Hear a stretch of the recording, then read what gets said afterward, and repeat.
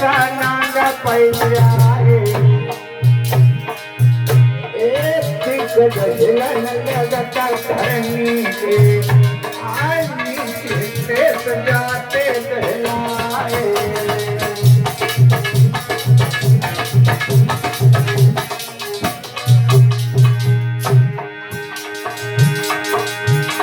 हरी हर बोलो मेरे भैया एक कर्म लेखन मिटे करो चाहे लाखों चतुरैया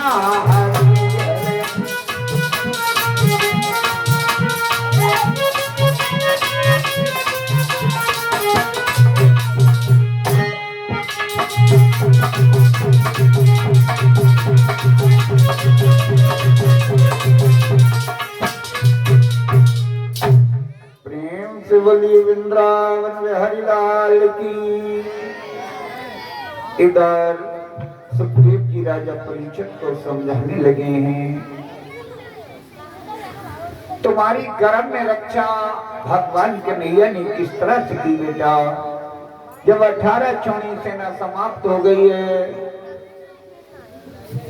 महाभारत युद्ध में जहां अंतरिक्ष लाल था, पृथ्वी लाल थी, भारत मां के भी पृथ्वी मैया की गोदी में सो रहे हैं, जिनकी लाशों को चील और कौआ नोच नोच के खा रहे हैं। एक दशा थी। इधर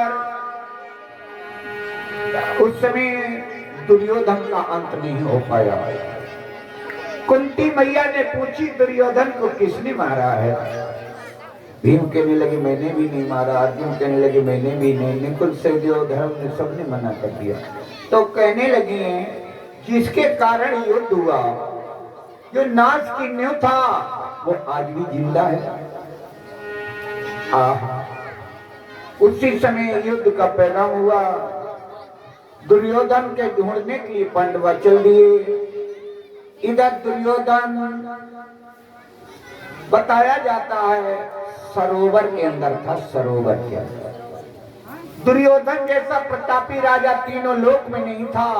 दुर्योधन के पैर में पद्म था, कंधा पे लक्ष्मी वास किया करती थी, लेकिन क्या था, दुराचारी था।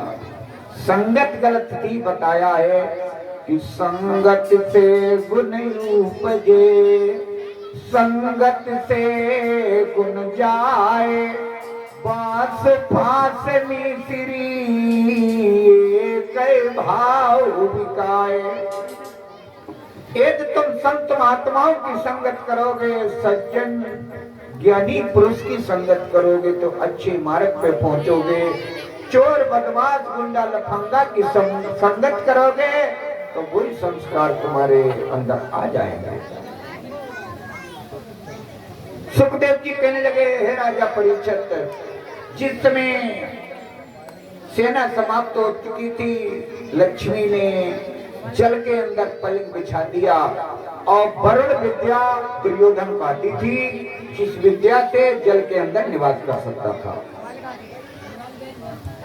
दुर्योधन जल के अंदर शयन में सो रहा है, लेटा हुआ पलंग पर, लक्ष्मी पास में बैठी है। उसी समय भगवान कन्हैया क्या नहीं जाने, तन की जाने, मन की जाने, जाने चित्त की चोरी। ऐसे प्रभु से क्या छिपा है जिसके हाथों में तीनों लोक की बागडोर, जिसके हाथ में उसे क्या नहीं मालूम।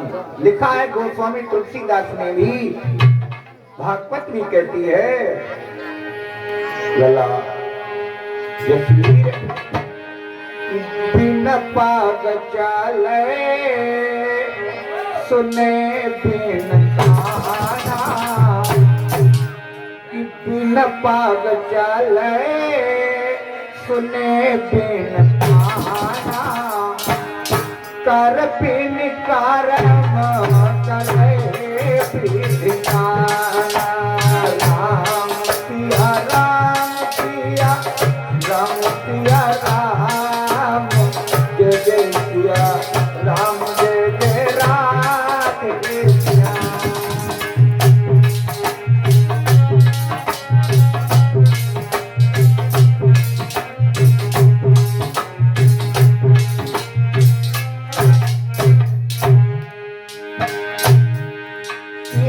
आनन रहते सदा रस भोगी।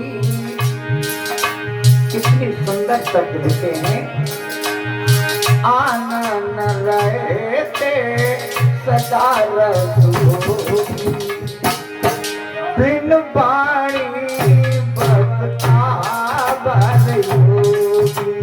राम सिया राम सिया राम सिया राम, जय जय सिया राम जय जय राधे श्याम राम।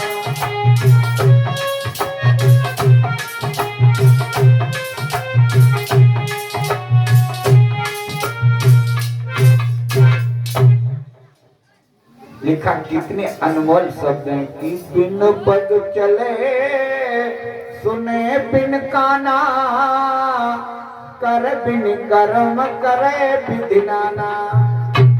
जो बिना पैरों के चलता है, बिना कानों के सुनता है, बिना हाथों के करोड़ों काम करता है, आनन रहते सदा रस भोगी। बिनु बाणी वक्ता वर योगी। उस प्रभु से संसार की कोई वस्तु छिपी नहीं है। भगवान कन्हैया ने जान लिया दुर्योधन सरोवर के अंदर है।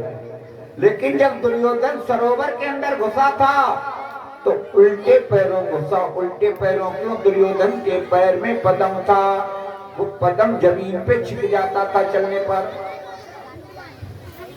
जब पांडवा पहुंचे, भगवान कन्हैया ने कहा सरोवर के अंदर है।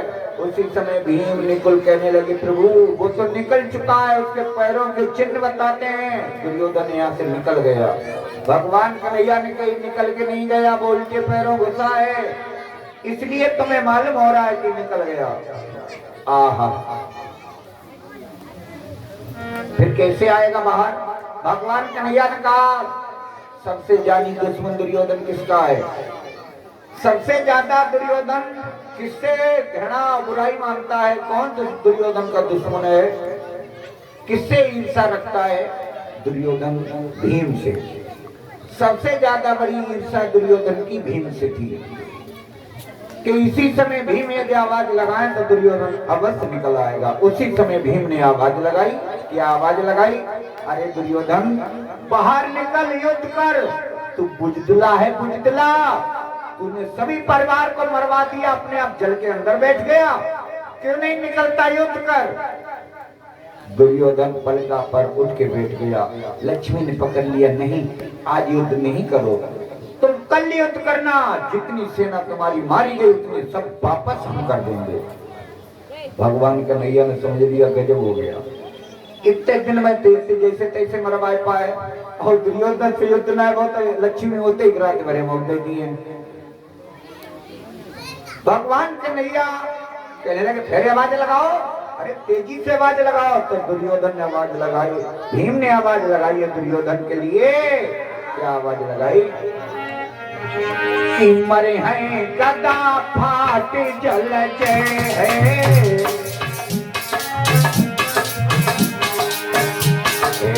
मरे हैं गदा फाट जल है, के सब कर बाहर ले।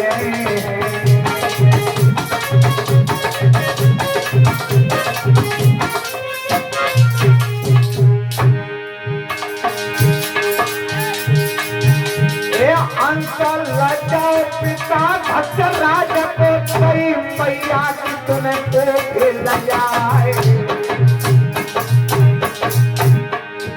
ए अनहा का प्यार भाव तो जननी के आप तीनों तूने जो खुद मन ल जाए।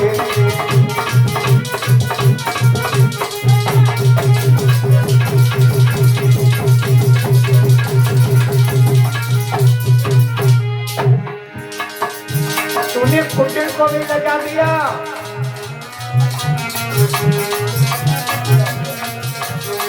प्रेम से बोलिए वृंदावन बिहारी लाल की। इतने शब्द जब सुने हैं दुर्योधन पलंग पर उठ